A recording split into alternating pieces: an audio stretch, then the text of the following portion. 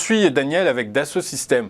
J'ai l'impression qu'on est un peu dans la même configuration, ce principe de polarité qui va amener peut-être éventuellement à vérifier, à être bien attentif à l'atteinte d'un support en particulier. Tout à fait.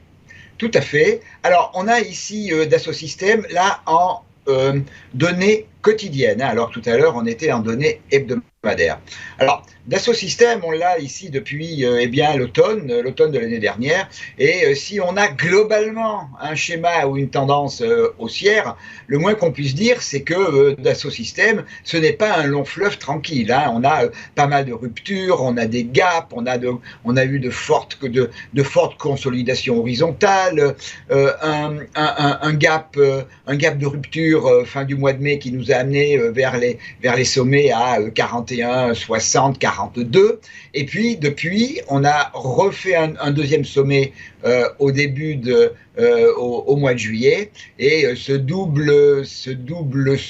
sommet en une fois, deux fois, un sommet, on appelle un peu un sommet en pince hein, en analyse technique, eh bien, on a eu à la fin du mois de juillet, je crois que c'était le 25 juillet, on a eu un très gros gap qui a été ouvert, gap baissier, et qui a confirmé qu'on avait atteint les sommets. On a cassé le niveau en particulier de 38,97 qui représentait la ligne de coup entre les deux sommets. Donc on a validé une structure que l'on appelle en analyse technique une structure de double sommet, et le mouvement baissier s'est poursuivi jusqu'à maintenant.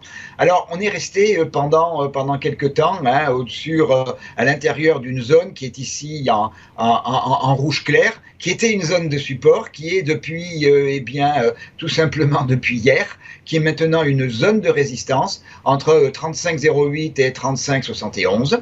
Dans la dernière impulsion baissière qui s'est déroulée au cours du mois d'août a été consolidée au début du mois de septembre d'une manière extrêmement propre sur le retracement 38,2 de Fibonacci, et depuis on n'a pas réussi à aller au-delà, et depuis le mouvement initial, le mouvement baissier a repris. Hier on a cassé la zone qui était de support, qui est maintenant une zone de résistance.